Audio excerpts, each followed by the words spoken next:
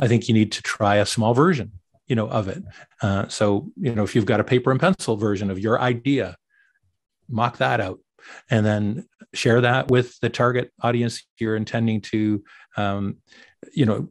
use this eventually. If that ends up being a failure, if they say, no, what I'd want is this instead, okay, that's a small failure.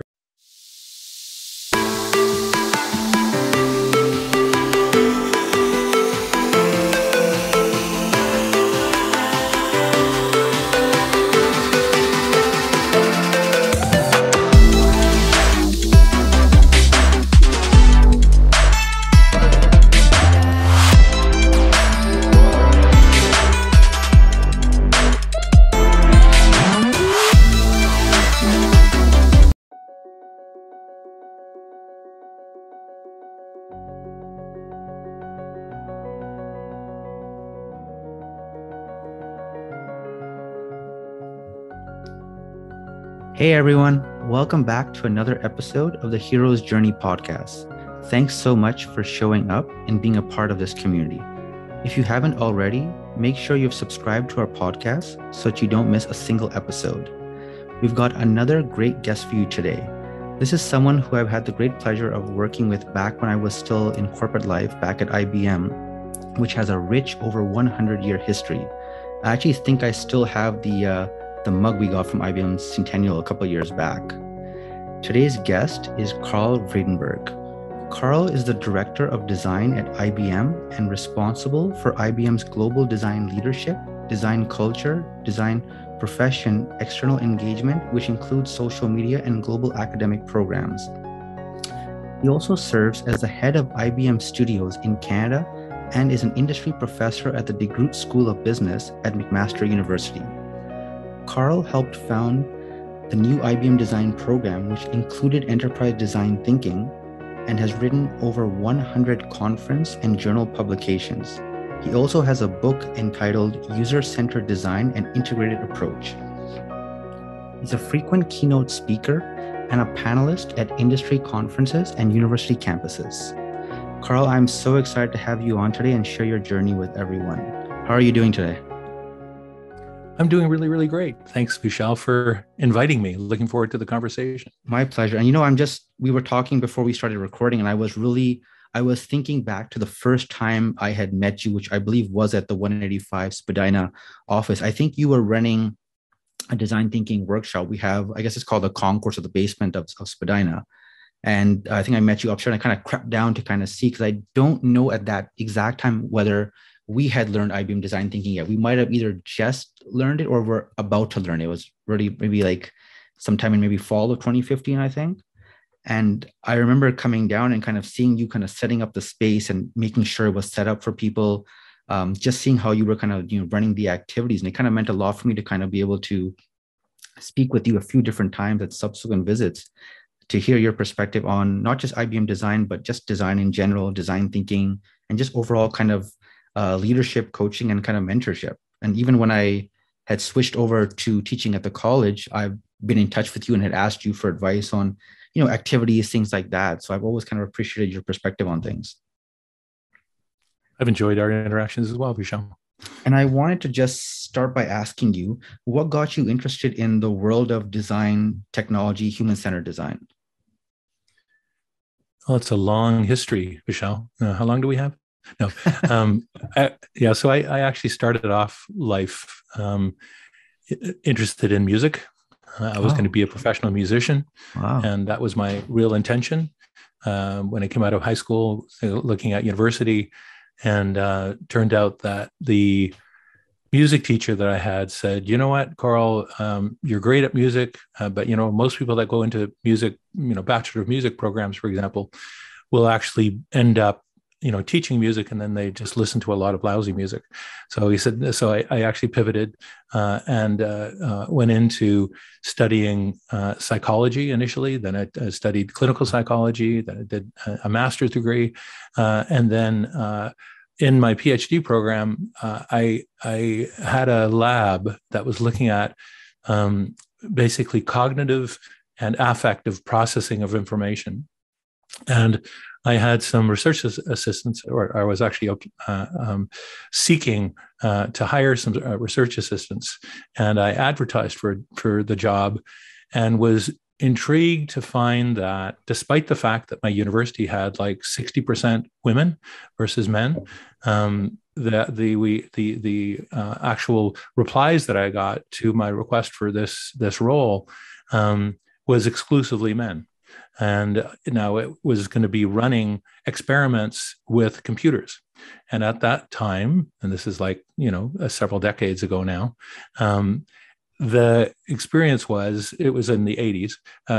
What was interesting was that there was this real gender difference in computer use and even like computer anxiety. And so I actually created a computer phobia scale. I did a bunch of work on what would make a difference in the experience that men and women had with computers if we change the user interface of the actual software. And I did some experiments, manipulating different aspects of the actual design, and then looking at reactions with both self-report, how much did they like that, how satisfied were they, but also getting feedback from basically heart rate and galvanic skin response. So some real emotional reactions as well.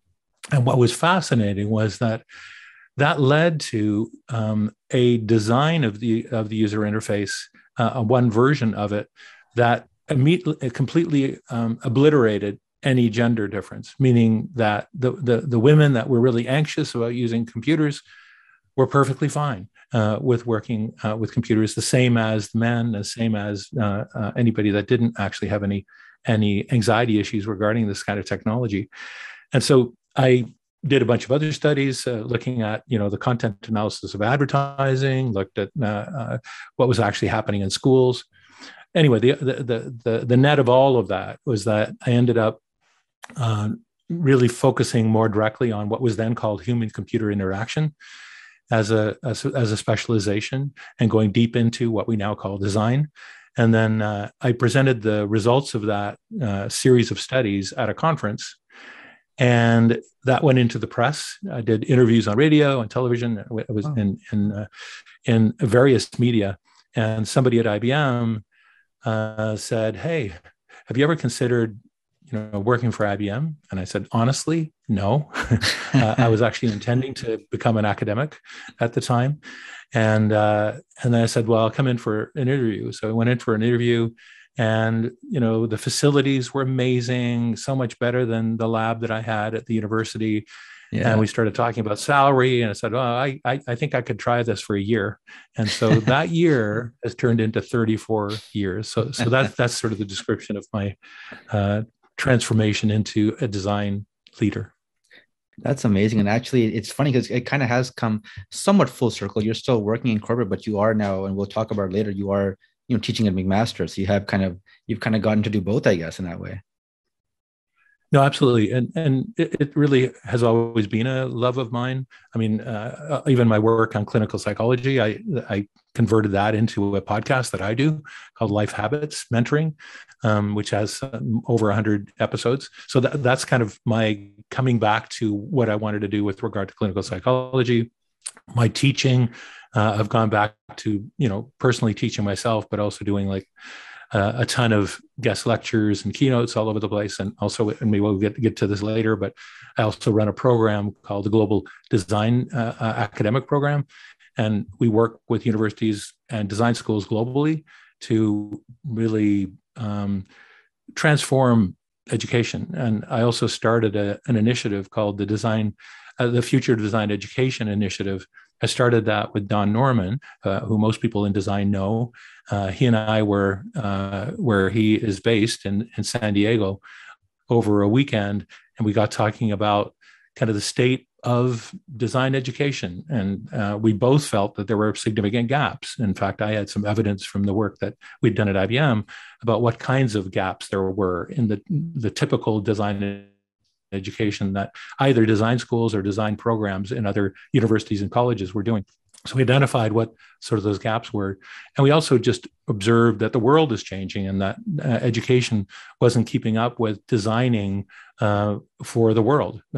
Things like, design for sustainability, design, decolonizing design, making it not as influenced by European and North American sort of sensibilities of design, but celebrating other cultures of design, focusing on ethics, focusing on not only designing for the here and now, but designing for the future, strategic foresight.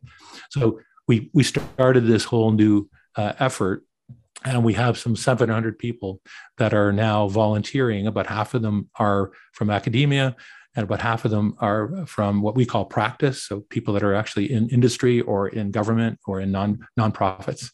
And so that's, again, at the stage of the career that I'm at now, I love being able to pick up on some of my passions from earlier and really start to make a difference. And so that's what I've been doing with each of those initiatives as well.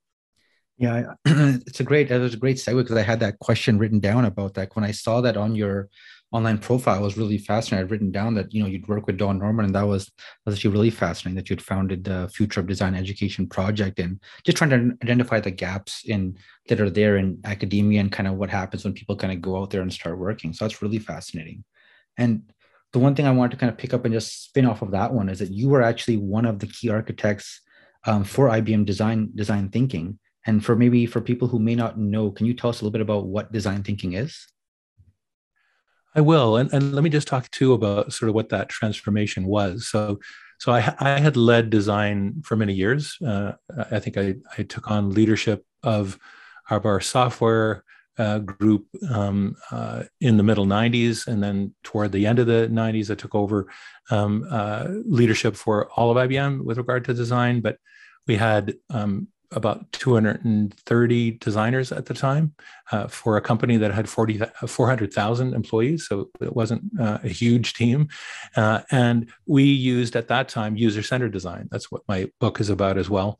And we had a whole program. We had a bunch of teams that built tools to enable designers. And we had some limited success. So we had success with products like the ThinkPad, which we took from like 8th in customer satisfaction to number 1. But we weren't pervasively successful with regard to our design program, partly because it was so small.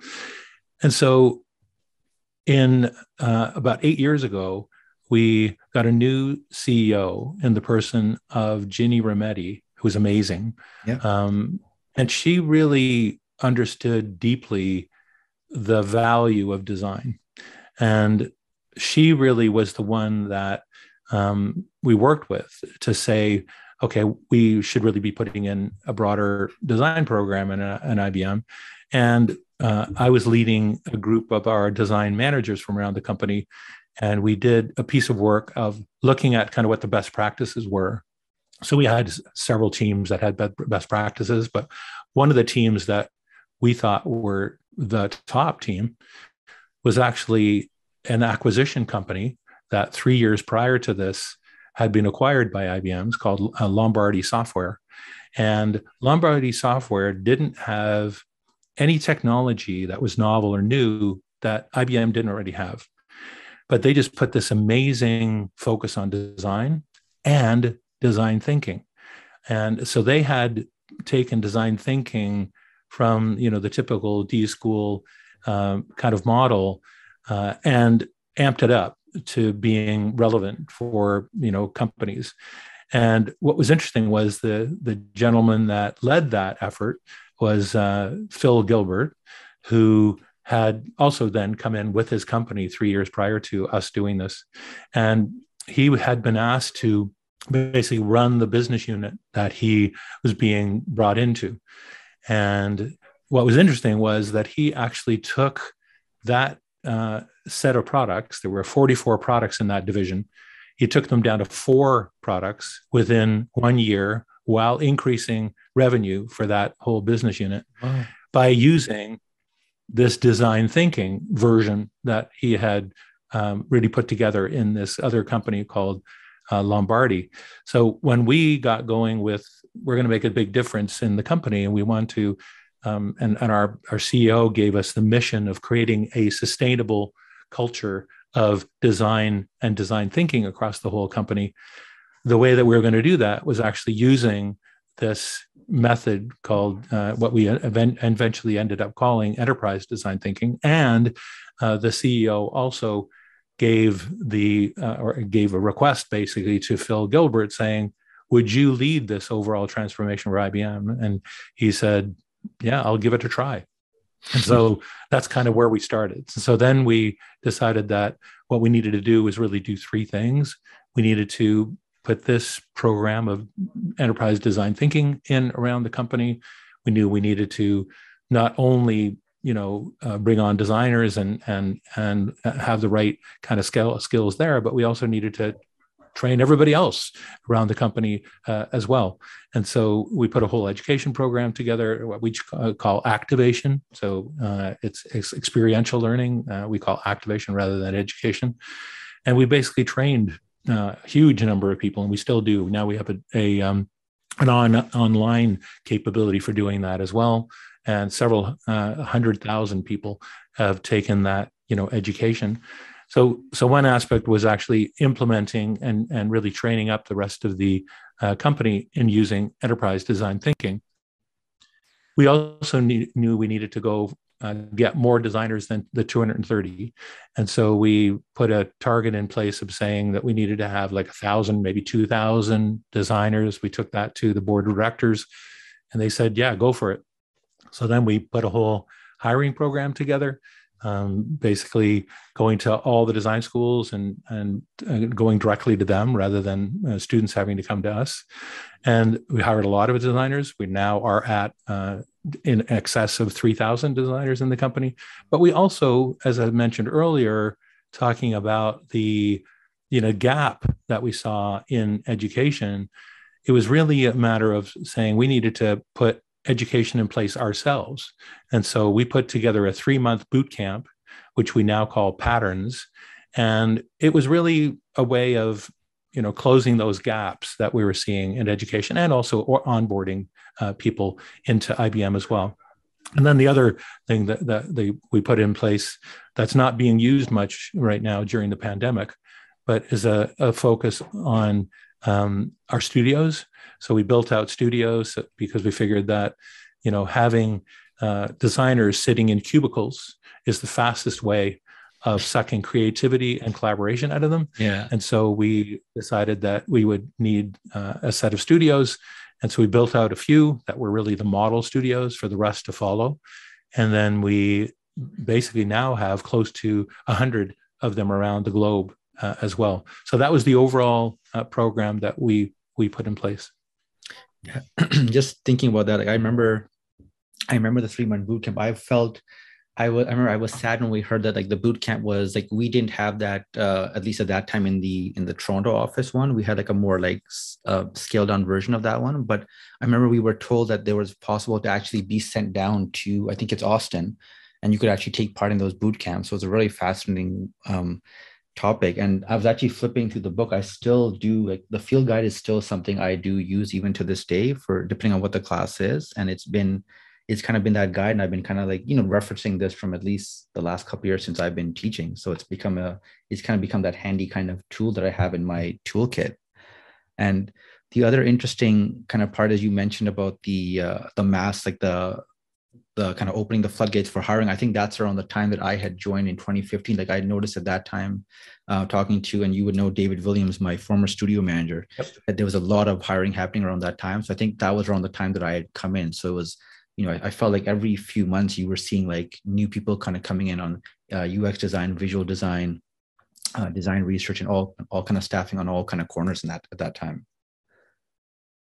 And the other part I wanted to ask you was, I guess, and you touched on a little bit, but what were maybe some of those challenges when you're trying to, this is new, this is a company that has a rich history of doing things a certain way. Maybe if you could just speak to some of the challenges maybe of implementing this new mindset of kind of design and design thinking.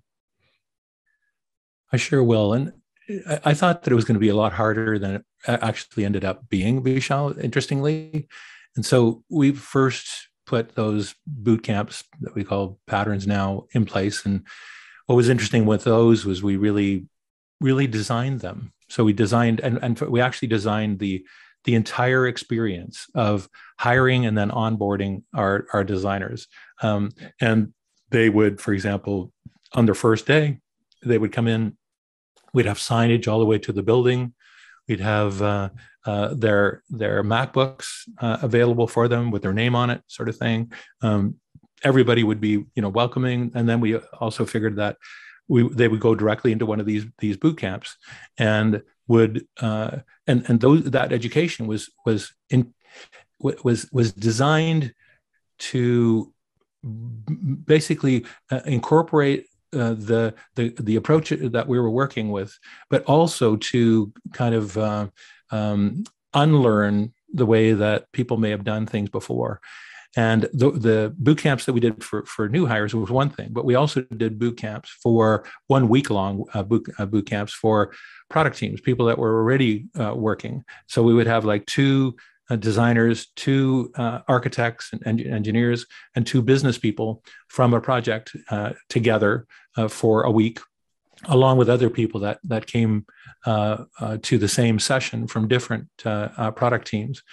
And we designed that week with the intention of, when I said the unlearning, right? So we actually got them all to say on day 1, why won't this work?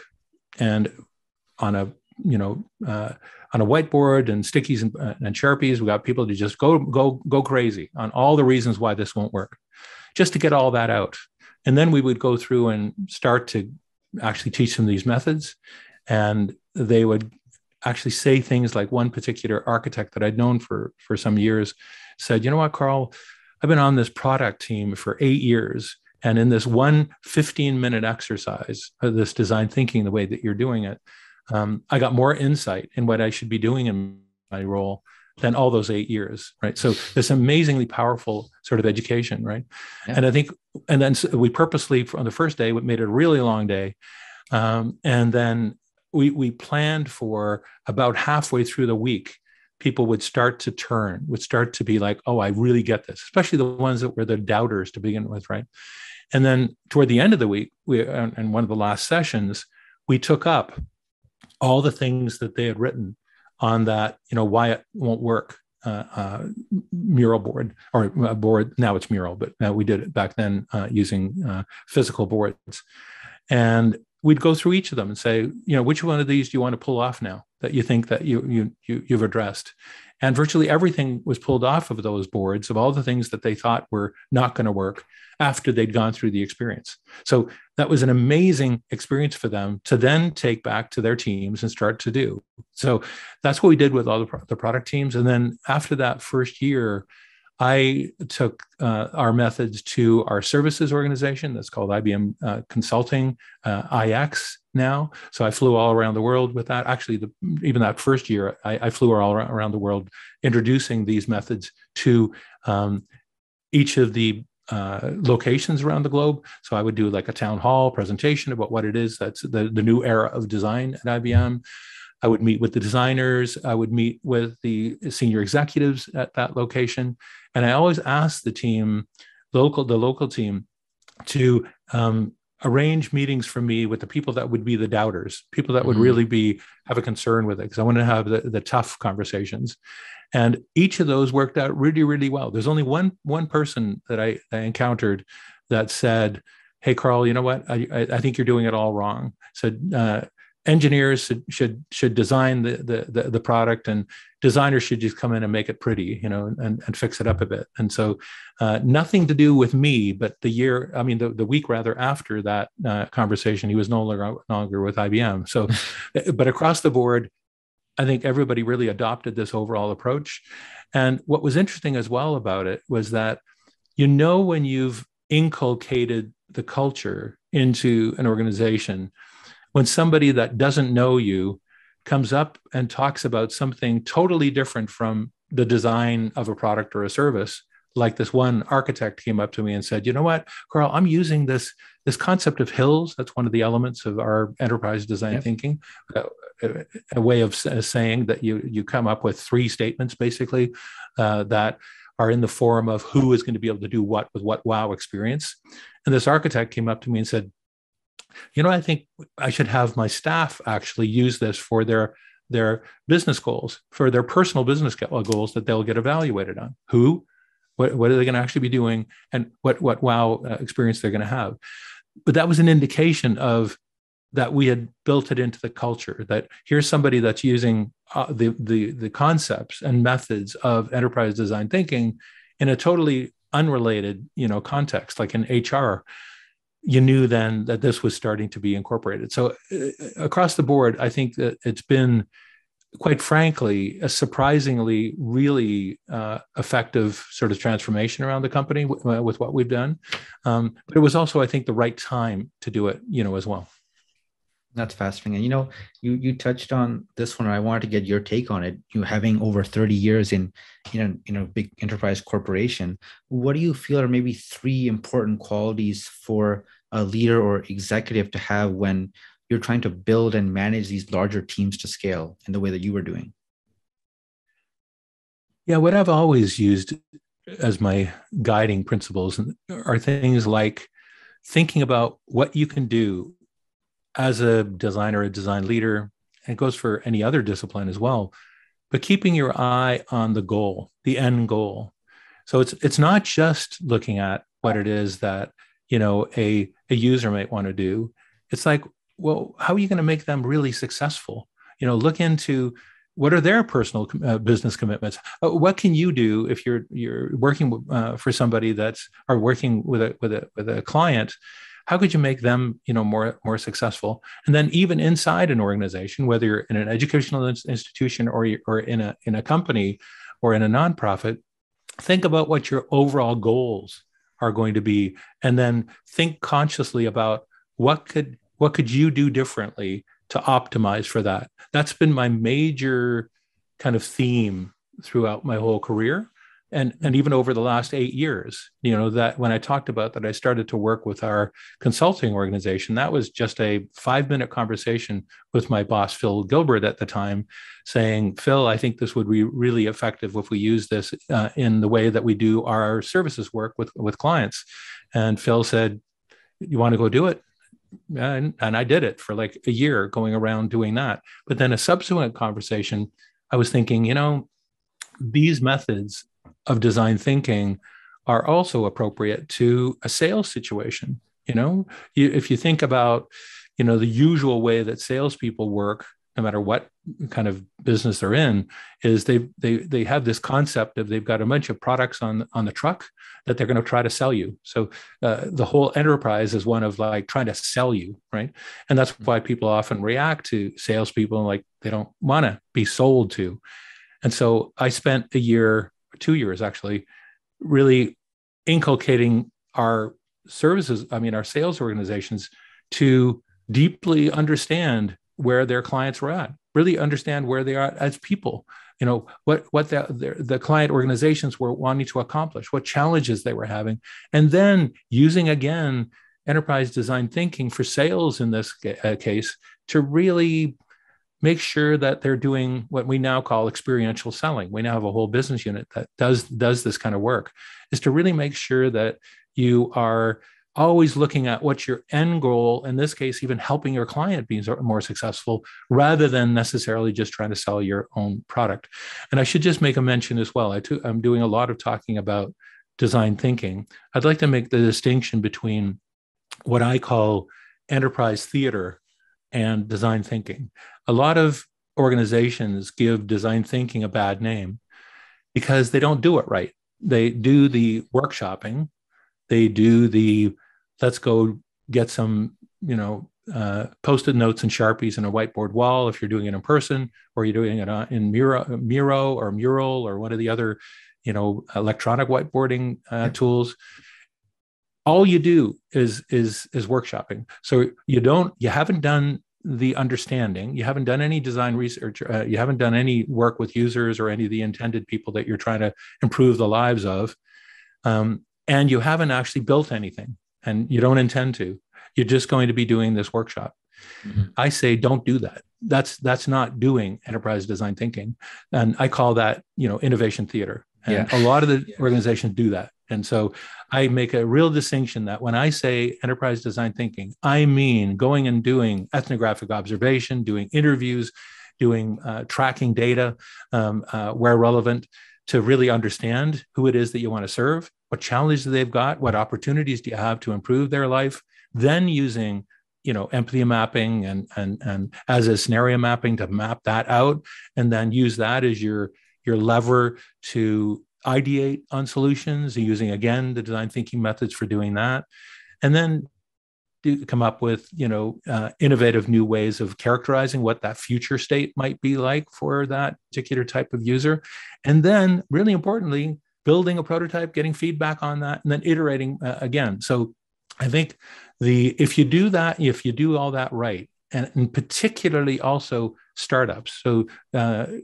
lot of conversation is about having larger companies adopt this kind of thing, but I've noticed over the times that I've worked with a lot of incubator communities that startups often miss this. They just have an idea, their buddy and themselves have this idea, and then they go and code it and they throw it out there and they say, well, you know what, we could always pivot. Come on, we're entrepreneurs, but that's why only 10% of all of them are successful, right? Yeah. And a company like ours can't rely on 10% being successful. Yeah. So we really work hard at making sure that we are reducing the risk. And so I think a lot of startups, and if anybody that's listening that's in that area, absolutely make sure that you're validating, first of all, that the problem that you think that you're solving, that human beings out there actually have that problem. Yes. And then understand them better to be able to actually understand what it is that you're going to be building. And then very quickly come up with prototypes that you can get feedback on as well, so that you're right or not. And if you're not, you need to pivot really quickly. There's two things, and I love that you touched on this. I always come back to the loop that we talk about, the IBM loop, and I always tell my class, if you don't remember, like if you just only remember one thing, it's just so many things across the semester. If you remember kind of that loop of which I show, like the left hand side of the observe, reflect, kind of make, it kind of gives you a model of kind of what you're saying, right? You have to kind of go out there and kind of be grounded and observe and see things. You've got to come back and kind of make sense on it. Then you actually have to execute on it at some point. Like you have to, it's the same way with knowledge. Like you can read as many books as you want about self-development, things like that. But at some point you have to put the book down and you have to kind of go out and execute on it. You can't just kind of consume it and walk away. You have to do something with it. Otherwise it just kind of sits in your head and then you lose it a little bit. Or you have to kind of execute on it at some point. Exactly. And the other part, it escaped me for a moment, was you've probably seen the video. I've actually played this one many times, but I just really like it. And it's just really well done. I don't know if the person still works with IBM, but I believe his name is Miroslav Aziz. And it was very small. He's still with IBM. Very short 10-minute video about IBM design thinking, but it's just done so well. It's explained very concisely and well from his perspective. And I always kind of show it in, depending on which class is relevant, because it's short, it's to the point. But what I love that he talked, and I made a note of it here, was he talked about how it's important to let people and teams kind of fail a few times before they get it right, not putting that pressure to have to get it right on the first time, and just kind of having that experimentation. I wanted to kind of get your thoughts on that, maybe a little bit briefly, in terms of, I think, not if we extrapolate a higher level, not just design, but just when we talk about life and this, when I talk about my podcast of the hero's journey, it's like trying new things, seeing kind of what you're capable of doing. But I think there's a lot of people who are also sometimes scared of maybe what's going to happen if they fail, what people might say, and it kind of paralyzes them from kind of basically just kind of starting. And just want to maybe get your kind of, thoughts on that. Yeah, I have very strong thoughts on that, in the sense that I think, people talk about needing to fail often and fail. I think that we do need to do that. We have to do it in small ways. So again, talking about startups, don't build the whole thing and then put it out there and then find out that nobody wanted it. You don't want that kind of failure. That is just too hard on you, right? Yeah. And that goes for anything in life. I think you need to try a small version, of it. So, if you've got a paper and pencil version of your idea, mock that out. And then share that with the target audience you're intending to, use this eventually. If that ends up being a failure, if they say, no, what I'd want is this instead, okay, that's a small failure. You can have lots of those. That's what Mirko was talking about, basically, in that video. You want to have a lot of those. And if you're doing enterprise design thinking correctly, that's exactly what you're doing. But you're doing it on paper and pencil or with a foam core model, if it's a hardware kind of thing, but you're not doing it with a fully built system. The stakes so are I think lower, that same thing applies to life. I think you should also do that in life as well.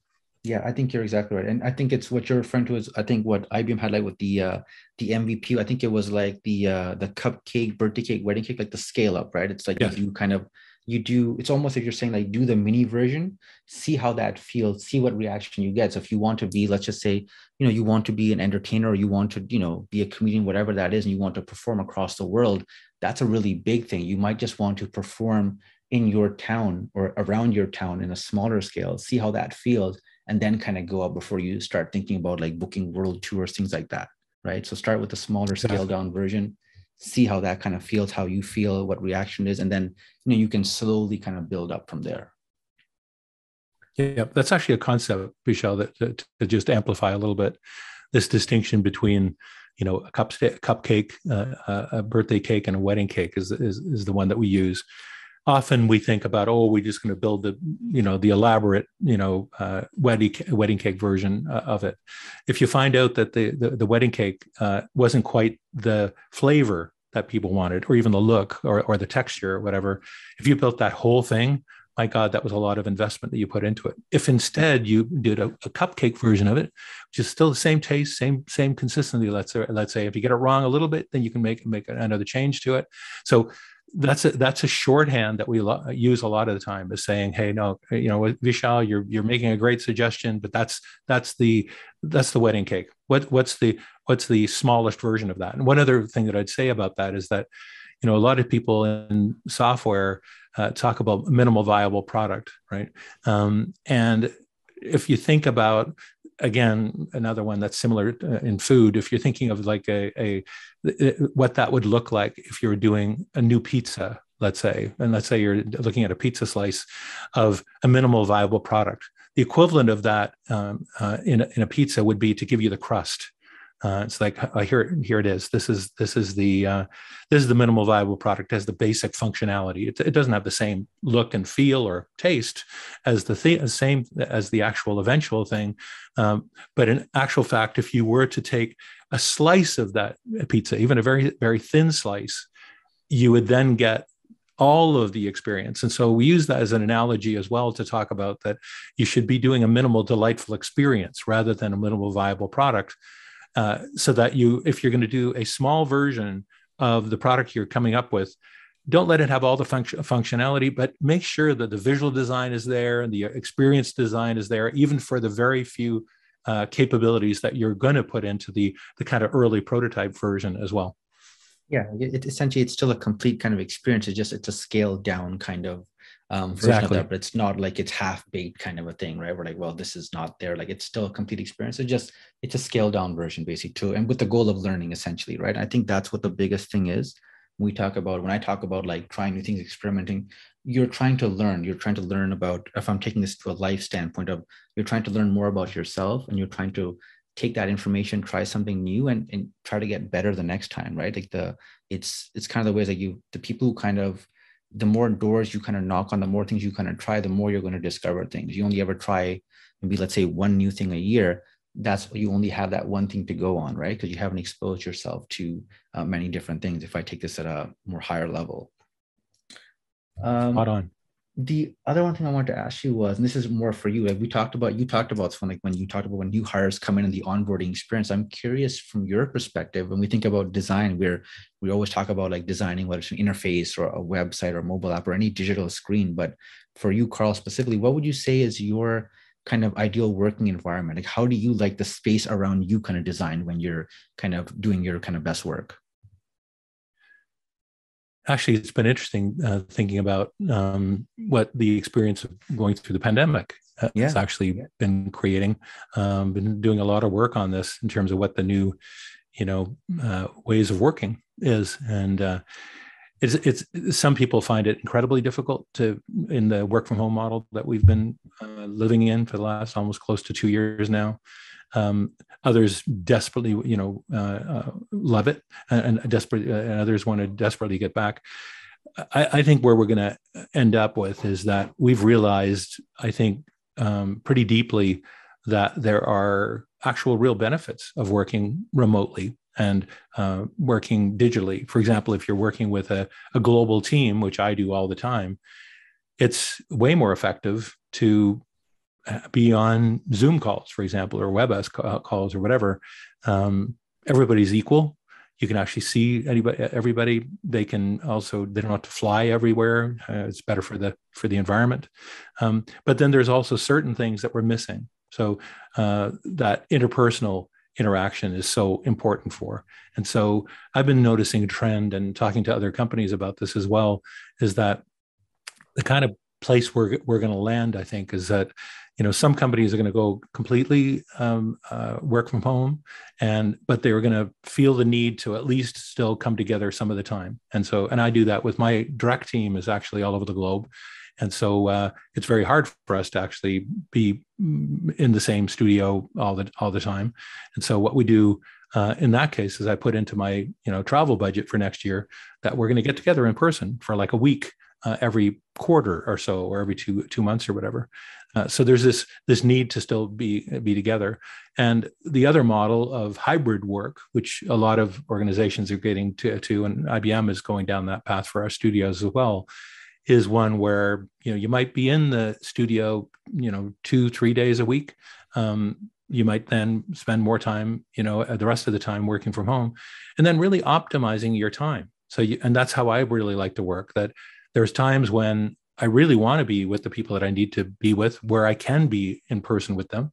But then there's other times when, working from home rather than in a studio is actually more optimal in terms of actually having those interactions. And some of the time, even, heads down desk work, if you will, is often a whole lot better if you're doing that from home. So I really think that we're in this grand experiment all the way around the world in this whole manner of how we work and how we're going to work in the future. So I don't know how we're going to end up, if we had this conversation a year from now, what that insight might be like, because we're all still going through these experiments, especially now that we're coming out of working from home mostly, and now working in certain organizations in this hybrid way of working. That's going to be an entirely different experience. So we're going to even learn more from that. So I tend to really, really love change and challenges. And so I've been loving this whole period of time. I know not everybody feels that way, but I personally really love that kind of a challenge and trying to experiment different types of ways of working. I've also set up my home studio, is what I call it, that sort of amped up things like my microphone and my cameras and my lights and the like. Figured, hey, that's going to be worth it because I'm going to spend a lot of time working from home. Yeah, and it's that's why I asked the question. It's a very fascinating question, I think, because people are investing in their home offices and saying, well, I'm going to be working more from home, so I got to have a home office or a dedicated space. I can't just be having a small desk, across from my bed anymore. I need a proper space. So it's a really fascinating question. And just to piggyback off, not directly off of that one, but just the work you talked about, how you in the past, how you were, you're speaking at many now probably virtual conferences, but and going to different places across the world. You've done a lot of keynote speeches. What would you say is your maybe best advice or tip for people who maybe want to get a little bit more into public speaking? I know this is an issue sometimes I have with students in my classes, that like they've done the work, but when it comes time to kind of articulate that or kind of practice that, it's a little bit difficult for them. Yeah, I think the pandemic has been great for that. And in all honesty, I think that like my own case, I've done more keynotes at conferences and guest speakers at universities and design schools this past year than any other time in my career. But that also translates into, I think, anything that your students would want to do as well, to get involved in a hackathon that's going on anywhere in the world. And there's a lot of these, and I tend to speak at them and occasionally, facilitate, sessions there. But you can get directly involved in one of those kinds of hackathons or designathons. And I'm going to be doing another one of those. I did one at the beginning of the pandemic called the COVID-19 Design Challenge that had some 300 designers in it from all around the world, from 17 different time zones and 33 countries. And so there's endless opportunities. Just Google, any design challenges. And in the past, you would have to, travel to those places, but all of those are now, remote. Mm-hmm. So that, as well as even, these virtual conferences that are being done now. I mean, I spoke this morning, apparently, I recorded the presentation to UX India 2021. I did a keynote there this morning. Well, I just recorded it, sent it to them, and I just got a bunch of LinkedIn comments earlier today, from that. So I just think that there's a huge number of opportunities now that you can reach out and even volunteer for any of those organizations as well. And if you're going to do like a hackathon, when you do the playback at the end of the hackathon, that's great experience in presenting as well. Great advice. And as we kind of wind down here, a couple more questions. I was curious, what, you've had a very long, rich history kind of working at IBM, but also just the work you're doing in education with your book, working with Don Norman. And this might be a tough one for you, but I'm still going to ask it. What would you say maybe has been your greatest accomplishment, or what would you say that you're most proud of when you kind of look back at your career in its entirety up till now? Yeah, it's an interesting question.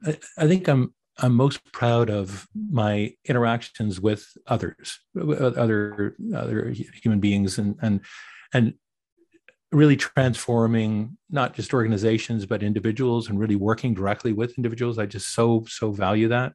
I also, in my personal life, I'm vegan, and so I'm trying to change the world with regard to no longer abusing or eating or animals.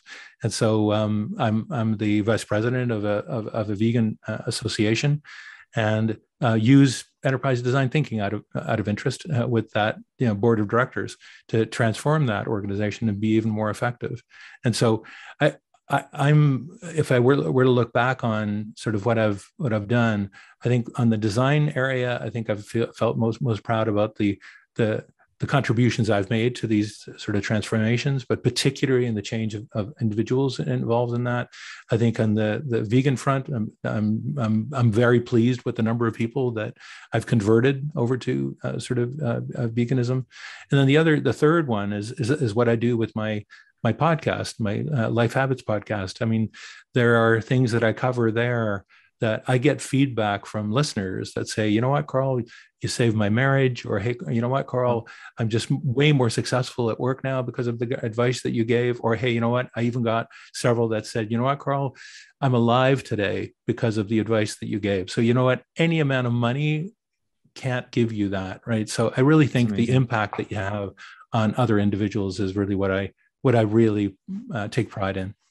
That's such a great answer. I think just going back, and I'll just quickly piggyback off it. Just that act of kind of service, right? Of being able to be there for people, to support them. I think I love that you kind of touched on that. It's something that I try to do a lot in the type of work that I'm doing, but just that service kind of based work. So I think that was a wonderful answer. And I'll get your thoughts on these two kind of quickly as we kind of wind down.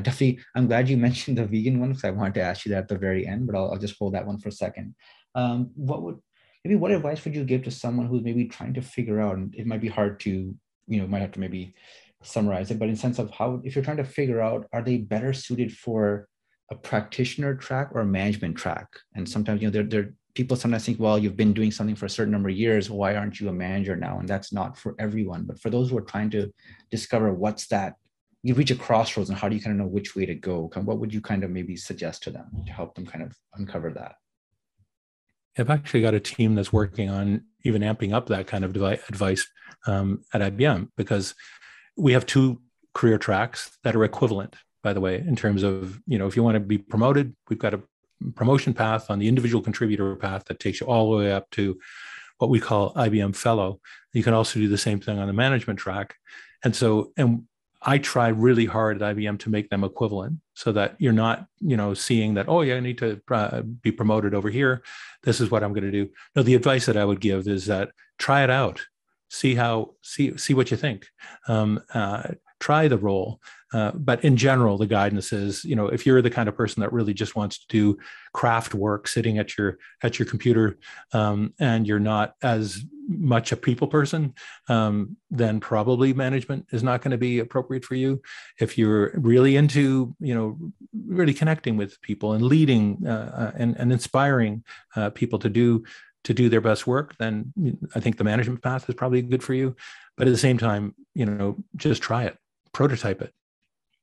That's a great way of looking. I love that answer. And last question, just because you touched on it, I want to ask is your favorite vegan restaurant in Toronto? Actually, I really like Fresh. Fresh is Yes. phenomenal. They've got lots and lots of the I know different venues now, but it's my favorite go-to vegan restaurant. It's actually, I know well because it's just walking distance from, at least it was at the Spadina location. There's a Freshie there too, but yes, the Fresh right close by. So it's a very common staple for me to go to. Those were all great questions. I loved it. Karel, thank you so much for being such an amazing guest. Catching up with you is always a privilege and a pleasure for me. And I'm glad that we were able to do this today and not just share your journey, but also just share some life wisdom. For those of you who maybe want to keep an eye out on all the great work you're up to, where can people find you online? Well, they can find me on LinkedIn. They can find me on Twitter, find me on Instagram. You can also find me at my website, which is karelvredenburg.com. So KarelVredenburg.com. And most of my things are there. That's wonderful. Thank you so much. So that wraps up another episode of the Hero's Journey podcast. Look forward to our next episode coming soon, and make sure that you've subscribed so that you don't miss a single episode. As you can always find us on YouTube, Apple Podcasts, Spotify, Google Podcasts, and Amazon Music. Take care, everyone.